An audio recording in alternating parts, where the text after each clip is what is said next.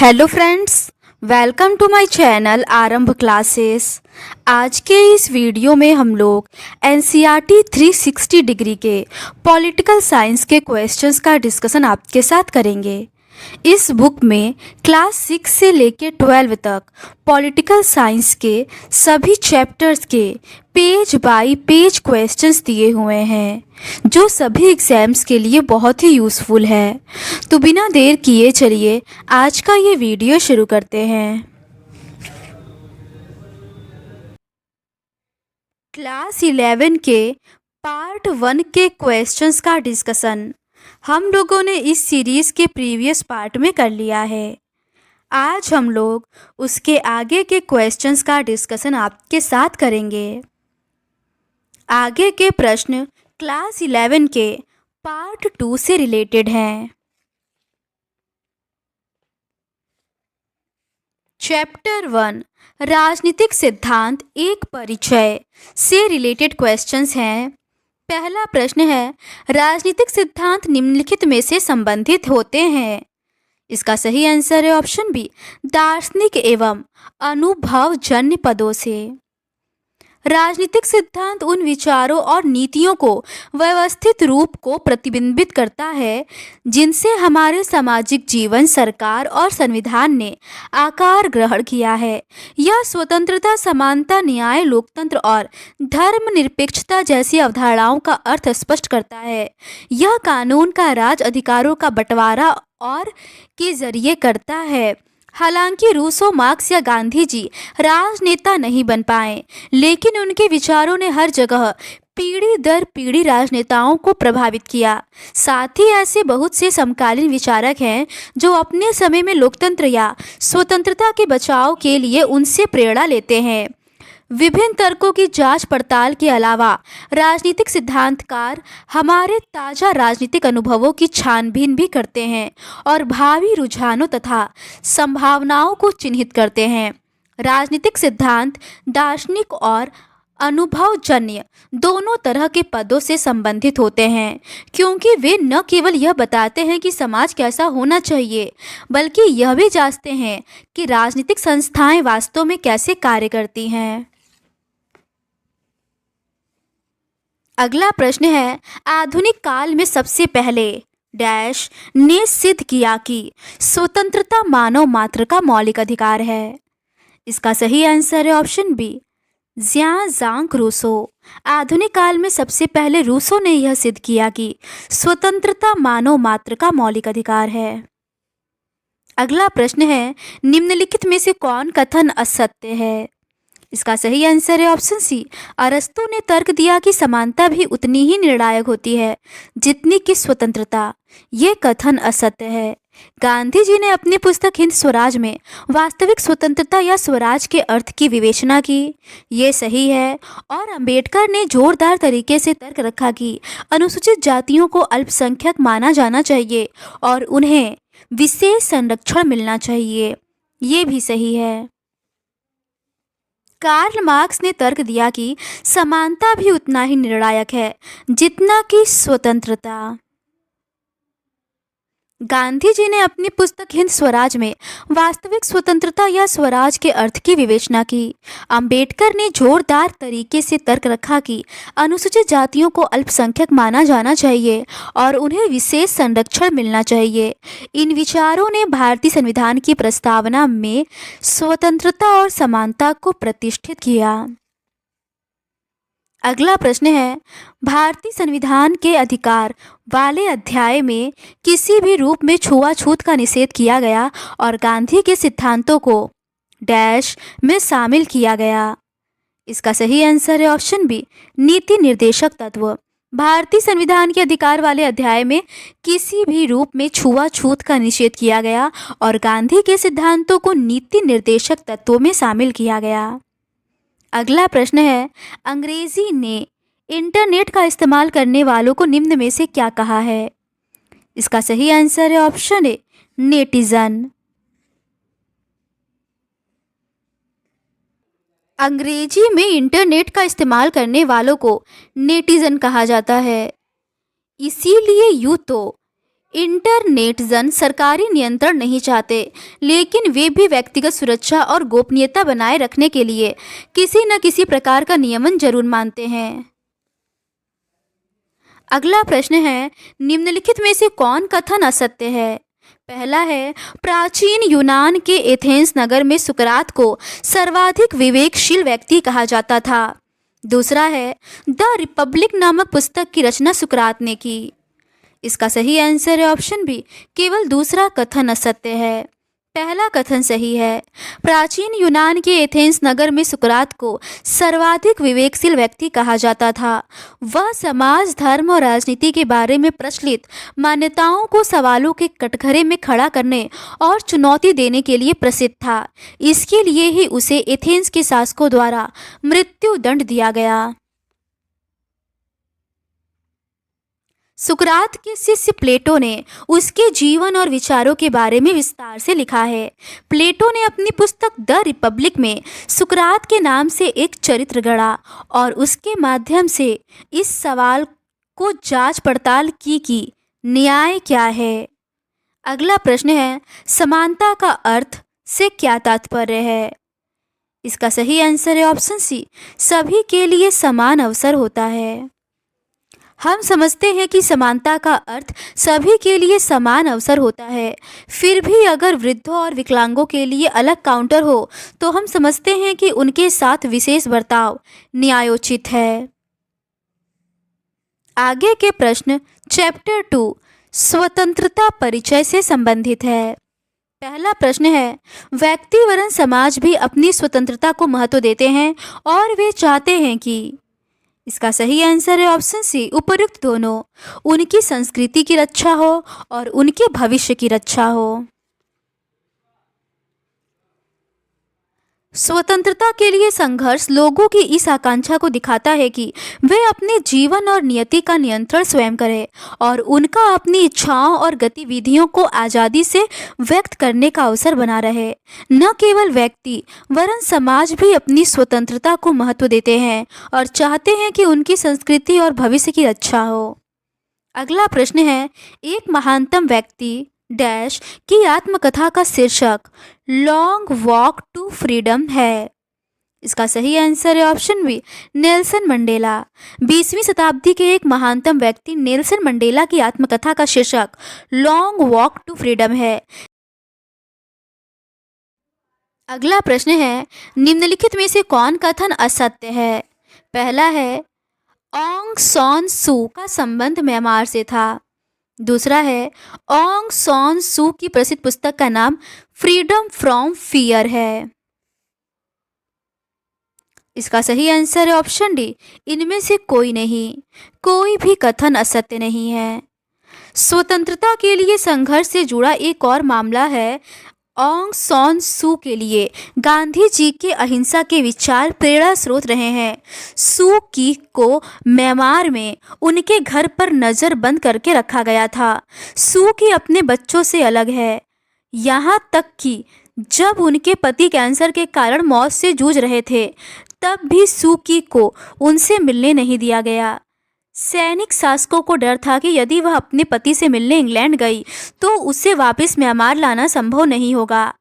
Aung sworn सू की अपनी आज़ादी को अपने देश के लोगों की आज़ादी से जोड़कर देखती थी। उनकी पुस्तक का शीर्षक फ्रीडम फ्रॉम फियर है। वह कहती है, मेरे लिए वास्तविक मुक्ति भय से मुक्ति है। भय से मुक्त हुए बिना आप गरिमापूर्ण मानवीय जीवन नहीं जी सकते। ये गहरे विचार हैं जो हमसे एक क्षण रुकने और अपने निहितार्थ समझने की मांग करते हैं। सू की का कहना है कि हमें न तो बाकी लोगों के विचारों से और न ही सत्ता के व्यवहार से डरना चाहिए। हम जो करना चाहते हैं उसके बारे में समाज के लोगों की प्रतिक्रियाओं, साथ के लोगों के मजाक उड़ाने से ही अपने अथवा मन के भय से नहीं डरना चाहिए। इसके बाद भी हम अक्सर भय का प्रदर्शन करते हैं। ऑंग सॉन सू की के अनुसार गरिमापूर्ण मानवीय जीवन जीने के लिए ज़रूरी है कि हम भय पर विजय पाएं। अगला प्रश्न है, एक व्यक्ति का अपने सोच, विचार, निर्णय और कृत्यों पर किसी भी प्रकार के बाह्य दबावों से मुक्त होना क्या है? इसका सही आंसर है ऑप्शन सी, स्वतंत्रता। व्यक्ति पर बाहरी प्रतिबंधों का अभाव ही स्वतंत्रता है। इस परिभाषा के हिसाब से यदि किसी व्यक्ति पर बाहरी नियंत्रण या दबाव न हो और वह बिना किसी निर्भर हुए निर्णय ले सके तथा स्वायत्त तरीके से व्यवहार कर सके तो वह व्यक्ति स्वतंत्र माना जा सकता है। हालांकि प्रतिबंधों का न होना स्वतंत्रता का केवल एक पहलू है। स्वतंत्रता का अर्थ व्यक्ति की आत्म अभिव्यक्ति की योग्यता का विस्तार करना और उसके अंदर की संभावनाओं को विकसित करना भी है। इस अर्थ में स्वतंत्रता वह स्थिति है जिसमें लोग अपनी रचनात्मकता और क्षमताओं का विकास कर सकें।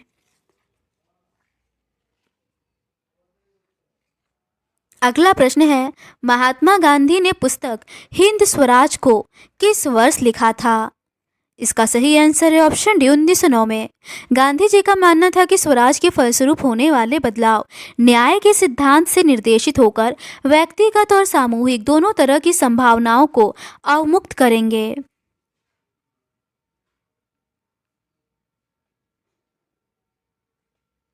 गांधी जी ने हिंद स्वराज की रचना 1909 में की थी। अगला प्रश्न है, प्रसिद्ध कथन स्वराज मेरा जन्मसिद्ध अधिकार है और मैं इसे लेकर रहूंगा निम्न में से किस राजनेता का है? इसका सही आंसर है ऑप्शन सी तिलक का। भारतीय राजनीतिक विचारों में स्वतंत्रता की समानार्थी अवधारणा स्वराज है। स्वराज का अर्थ स्व का शासन भी हो सकता है और स्व के ऊपर शासन भी हो सकता है। भारत के स्वतंत्रता संघर्ष के संदर्भ में स्वराज राजनीतिक और संवैधानिक स्तर पर स्वतंत्रता की मांग है और सामाजिक और सामूहिक स्तर पर यह एक मूल्य है।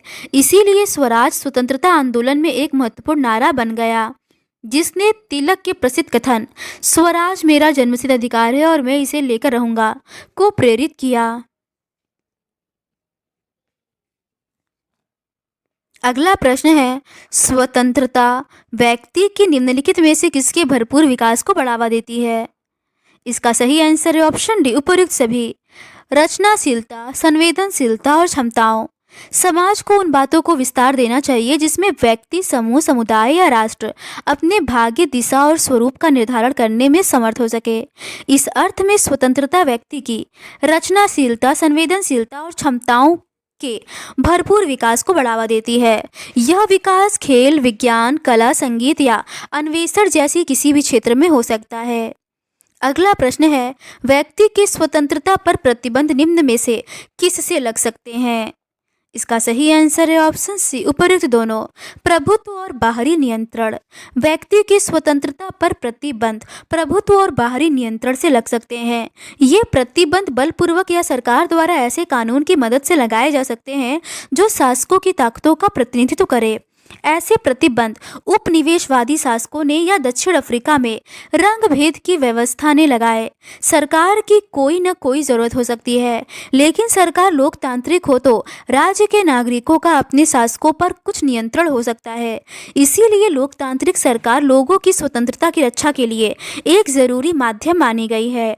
लेकिन स्वतंत्रता पर प्रतिबंध सामाजिक असमानता के कारण भी हो सकते हैं, जैसा कि जाति व्यवस्था में होता है, और समाज में अत्यधिक आर्थिक असमानता के कारण भी स्वतंत्रता पर अंकुश लग सकते हैं। सुभाष चंद्र बोस का कथन ऐसे ही प्रतिबंधों को दूर करने की बात की ओर ध्यान दिलाता है। अगला प्रश्न है, निबंध ऑन लिबर्टी को निम्नलिखित में से किसने लिखा है? इसका सही आंसर है option A John Stuart Mill.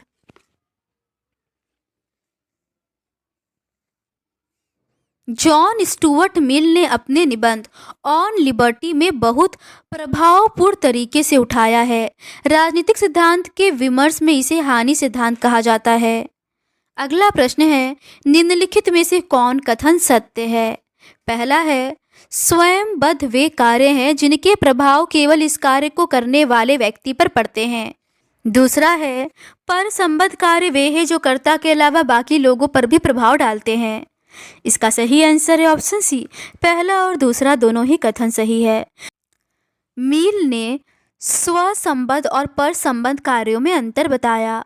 स्वसंबद्ध वे कार्य है जिसके प्रभाव केवल इस कार्य को करने वाले व्यक्ति पर पड़ते हैं, जबकि परसंबद्ध कार्य वे हैं जो कर्ता के अलावा बाकी लोगों पर भी प्रभाव डालते हैं। मिल का तर्क है कि स्वसंबद्ध कार्य और निर्णयों के मामलों में राज्य या किसी बाहरी सत्ता को कोई हस्तक्षेप करने की जरूरत नहीं है। आसान शब्दों में कहे तो स्वसंबद्ध कार्य वे हैं जिनके बारे में कहा जा सकता है कि ये मेरा काम है, मैं इसे वैसे करूँगा जैसे मेरा मन होगा, या अगर ये आपके ऊपर असर नहीं डालते तो इससे आपको क्या मतलब है। इसके विपरीत ऐसे कार्यों में जो दूसरों पर असर डालते हैं या जिससे बाकी लोगों को कुछ हानि हो सकती है, बाहरी प्रतिबंध लगाए जा सकते हैं। दूसरे शब्दों में परसंबद्ध कार्य वे हैं जिनके बारे में कहा जा सकता है कि अगर तुम्हारी गतिविधियों से मुझे कुछ नुकसान होता है तो किसी न किसी बाहरी सत्ता को चाहिए कि मुझे इन नुकसानों से बचाए। स्वतंत्रता से जुड़े मामलों में राज्य किसी व्यक्ति को ऐसे कार्य करने से रोक सकता है जो किसी अन्य को नुकसान पहुंचाता हो। अगला प्रश्न है, नकारात्मक स्वतंत्रता उस क्षेत्र को पहचानने और बचाने का प्रयास करती है जिसमें व्यक्ति हो। इसका सही आंसर है ऑप्शन ए, अनुलंघनीय। नकारात्मक स्वतंत्रता उस क्षेत्र को पहचानने और बचाने का प्रयास करती है जिसमें व्यक्ति अनुलंघनीय हो, जिसमें वह जो होना, बनना या करना चाहे हो सके, बन सके और कर सके। यह ऐसा क्षेत्र होगा जिसमें किसी बाहरी सत्ता का हस्तक्षेप नहीं होगा। यह छोटा सा पवित्र क्षेत्र है जिसमें व्यक्ति कुछ भी करे लेकिन उसमें हस्तक्षेप नहीं किया जाता। और हस्तक्षेप के इस छोटे से क्षेत्र का होना इस बात की स्वीकृति है कि मानव प्रकृति और मानव गरिमा को एक ऐसे ही क्षेत्र की आवश्यकता है जिसमें व्यक्ति दूसरों से अबाधित रूप से व्यवहार कर सके। यह क्षेत्र कितना बड़ा होना चाहिए और इसमें क्या क्या शामिल होना चाहिए, ये वाद विवाद के विषय हैं और बने रहेंगे, क्योंकि हस्तक्षेप का क्षेत्र जितना बड़ा होगा स्वतंत्रता उतनी ही अधिक होगी। अगला प्रश्न है, सकारात्मक स्वतंत्रता के विमर्श की एक लंबी परंपरा है। निम्न में से किस विचारकों से प्रेरणा लेने वालों में ये देखा जा सकता है। इसका सही आंसर है ऑप्शन डी, उपरोक्त सभी, रूसो, हेगल और गांधी। सकारात्मक स्वतंत्रता के विमर्श की एक लंबी परंपरा है जिससे Rousseau, Hegel, Marx, Gandhi, Aurobindo और इन विचारकों से प्रेरणा लेने वालों में देखा जा सकता है। इस परंपरा का सरोकार व्यक्ति और समाज के संबंधों की प्रकृति और स्थिति से है।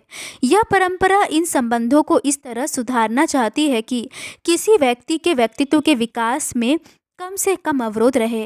व्यक्ति एक पुष्प की तरह है, जब मिट्टी उपजाऊ हो, सूरज की रोशनी हो, पर्याप्त पानी हो और नियमित देखभाल हो, तभी वह खिल पाता है। अगला प्रश्न है, तुम जो कहते हो मैं उसका समर्थन नहीं करता, लेकिन मैं मरते दम तक तुम्हारे कहने के अधिकार का बचाव करूंगा। निम्न में से यह कथन किसका है। इसका सही आंसर है ऑप्शन ए, वॉल्टेयर का। वॉल्टेयर का कथन है कि तुम जो कहते हो मैं उसका समर्थन नहीं करता, लेकिन मैं मरते दम तक तुम्हारे कहने के अधिकार का बचाव करूंगा। हम इस अभिव्यक्ति की स्वतंत्रता से कितनी गहराई से प्रतिबद्ध है। आगे के प्रश्न चैप्टर 3 समानता से रिलेटेड है। पहला प्रश्न है, निम्नलिखित में से कौन कथन असत्य है। पहला है, समानता की बात कुछ खास समाज वर्ग के आस्थाओं और धर्मों में समाविष्ट है। दूसरा है, समानता का दावा है कि समान मानवता के कारण सभी मनुष्य समान महत्व और सम्मान पाने योग्य हैं। इसका सही आंसर है ऑप्शन ए, केवल पहला कथन असत्य है। समानता एक शक्तिशाली नैतिक और राजनीतिक आदर्श के रूप में कई शताब्दियों से मानव समाज को प्रेरित और निर्देशित करता रहा है। समानता की बात सभी आस्थाओं और धर्मों में समाविष्ट है। हर धर्म ईश्वर की रचना के रूप में प्रत्येक मनुष्य के समान महत्व की घोषणा करता है। समानता की अवधारणा एक राजनीतिक आदर्श के रूप में उन विशिष्टताओं पर जोर देती है जिनमें तमाम मनुष्य रंग, लिंग, वंश या राष्ट्रीयता के फर्क के बाद भी साझेदार होते हैं। समानता का दावा है कि समान मानवता के कारण सभी मनुष्य समान महत्व और सम्मान पाने योग्य हैं। अगला प्रश्न है, किसी समूह का दूसरे के द्वारा शोषण किए जाने से पैदा होती है, इस व्यवस्था को किस नाम से जानते हैं। इसका सही आंसर है ऑप्शन बी, समाज जनित असमानताएं। राजनीतिक सिद्धांत में प्राकृतिक असमानताओं और समाज जनित असमानताओं में अंतर किया जाता है। प्राकृतिक असमानताएं लोगों में उनकी विभिन्न क्षमताओं, प्रतिभा और उनके अलग अलग चयन के कारण पैदा होती हैं। समाज जनित असमानताएं वे होती हैं जो समाज के अवसरों की असमानता होने या किसी समूह या दूसरे के द्वारा शोषण किए जाने से पैदा होती हैं। अगला प्रश्न है, राज्य अपनी भूमिका निभाने के लिए निम्न में से क्या कर सकता है? इसका सही आंसर है ऑप्शन डी, उपयुक्त सभी। औरतों को समान कानूनी अधिकार प्रदान करना, सार्वजनिक स्थलों या रोजगार में भेदभाव और परेशानी से बचाने वाली नीतियां बनाना और शिक्षण या कुछ अन्य पेशों में प्रवेश के लिए प्रोत्साहन देना। ऐसे मामलों में राज्य की महत्वपूर्ण भूमिका होती है। औरतों को समान कानूनी अधिकार प्रदान करना, सार्वजनिक स्थलों या रोजगार में भेदभाव और परेशानी से बचाने वाली नीतियां बनाना और शिक्षण या कुछ अन्य पेशों में प्रवेश के लिए प्रोत्साहन देने जैसे उपाय करके राज्य यह भूमिका निभाता है। लोगों में जागरूकता बढ़ाने और इन अधिकारों का प्रयोग करने वालों को समर्थन देकर भी राज्य अपनी भूमिका निभा सकता है। अगला प्रश्न है, निम्नलिखित में से कौन हमारे समाज की प्रमुख राजनीतिक विचारधाराएं हैं? इसका सही आंसर है ऑप्शन सी, उपयुक्त दोनों। मार्क्सवाद और उदारवाद। मार्क्सवाद और उदारवाद हमारे समाज की दो प्रमुख राजनीतिक विचारधाराएं हैं। मार्क्स 19वीं सदी का एक प्रमुख विचारक था। मार्क्स ने दलील दी कि खाई नुमा असमानताओं का बुनियादी कारण महत्वपूर्ण आर्थिक संसाधनों जैसे जल, जंगल, जमीन या तेल समेत अन्य प्रकार की संपत्ति का निजी स्वामित्व है। अगला प्रश्न है, समाज में असमानता से निपटने के लिए निम्न में से क्या किया जा सकता है? इसका सही आंसर है ऑप्शन सी, उपयुक्त दोनों। हमें समान अवसर उपलब्ध कराने से आगे जाने, आवश्यक संसाधनों और अन्य तरह की संपत्ति पर जनता का नियंत्रण कायम करने और सुनिश्चित करने की जरूरत है। आर्थिक असमानताएं सामाजिक रुतबे या विशेषाधिकार जैसी अन्य तरह की सामाजिक असमानताओं को बढ़ावा देती हैं। इसीलिए समाज में असमानता से निपटने के लिए हमें समान अवसर उपलब्ध कराने से आगे जाने और आवश्यक संसाधनों और अन्य तरह की संपत्ति पर जनता का नियंत्रण कायम करने और सुनिश्चित करने की ज़रूरत है।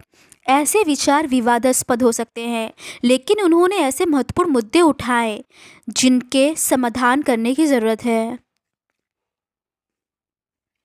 अगला प्रश्न है, निम्नलिखित में से कौन कथन असत्य है? पहला है, पितृवाद स्त्री पुरुष के समान अधिकारों का पक्ष लेने वाला राजनीतिक सिद्धांत है। दूसरा है, नारीवाद के अनुसार स्त्री पुरुष असमानता पितृसत्ता का परिणाम है। इसका सही आंसर है ऑप्शन ए, केवल पहला कथन असत्य है। नारीवाद नारीवाद स्त्री पुरुष के समान अधिकारों का पक्ष लेने वाला राजनीतिक सिद्धांत है। वे स्त्री या पुरुष नारीवादी कहलाते हैं जो मानते हैं कि स्त्री पुरुष के बीच की अनेक असमानताएं न तो नैसर्गिक है और न ही आवश्यक। नारीवादियों का मानना है कि इन असमानताओं को बदला जा सकता है और स्त्री पुरुष एक समतापूर्ण जीवन जी सकते हैं। नारीवाद के अनुसार स्त्री पुरुष असमानता पितृसत्ता का परिणाम है। पितृसत्ता से आशय एक ऐसी सामाजिक, आर्थिक और सांस्कृतिक व्यवस्था से है जिसमें पुरुष को स्त्री से अधिक महत्व और शक्ति दी जाती है। पितृसत्ता इस मान्यता पर आधारित है कि पुरुष और स्त्री प्रकृति से भिन्न है और यही से भिन्नता समाज में उनकी असमान स्थिति को न्यायोचित ठहराती है। नारीवादी इस नज़रिए पर सवालिया निशान लगाते हैं। इसके लिए वे स्त्री पुरुष के जैविक विभेद और स्त्री पुरुष के बीच सामाजिक भूमिकाओं के विभेद के बीच अंतर करने का आग्रह करते हैं। जैविक या लैंगिक भेद प्राकृतिक और जन्मजात होता है, जबकि लैंगिकता समाज जनित होती है। अगला प्रश्न है, सप्त क्रांतियों को निम्न में से किस प्रमुख समाजवादी चिंतक ने समाजवाद का आदर्श कहा है? इसका सही आंसर है option C, doctor Ram Manohar Lohia ने। भारत में प्रमुख समाजवादी चिंतक राम मनोहर लोहिया ने 5 तरह की असमानताओं को पहचानने की कोशिश की जिनके खिलाफ एक साथ लड़ना होगा। स्त्री पुरुष असमानता, चमड़ी के रंग पर आधारित असमानता, जातिगत असमानता, कुछ देशों का अन्य पर औपनिवेशिक शासन और निसंदेह आर्थिक असमानता है। यह आज स्वप्रमाणित धारणा लग सकती है, लेकिन लोहिया के समय में समाजवादियों के बीच आमतौर पर यही तर्क चलता था कि असमानता का एकमात्र रूप वर्गीय असमानता है जिसके खिलाफ संघर्ष अपरिहार्य है। दूसरी असमानताएं गौण है। यह आर्थिक असमानता का खात्मा होते ही वे स्वतः खत्म हो जाएंगी। लोहिया का कहना था कि इन असमानताओं में से प्रत्येक की अलग अलग जड़ें हैं और उन सब के खिलाफ अलग अलग लेकिन एक साथ संघर्ष छेड़ने होंगे।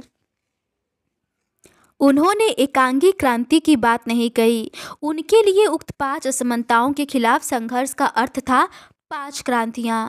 उन्होंने इस सूची में 2 और क्रांतियों को शामिल किया, व्यक्तिगत जीवन पर अन्यायपूर्ण अतिक्रमण के खिलाफ नागरिक स्वतंत्रता के लिए क्रांति तथा अहिंसा के लिए सत्याग्रह के पक्ष में शस्त्र त्याग के लिए क्रांति।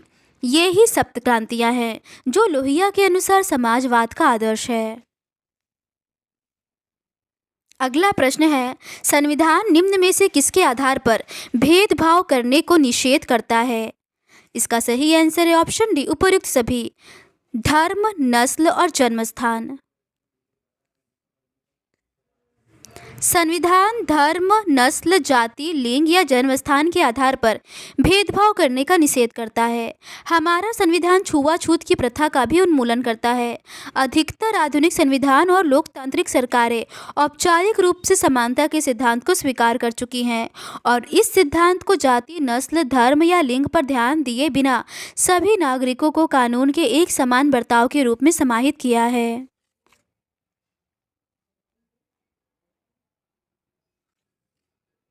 तो आज के इस वीडियो में बस इतना ही। इस सीरीज़ के नेक्स्ट पार्ट में हम लोग चैप्टर 4 सामाजिक न्याय से रिलेटेड क्वेश्चंस का डिस्कशन आपके साथ करेंगे। अगर आपको ये सीरीज़ पसंद आती है तो please do subscribe to my channel and like this video. Thank you.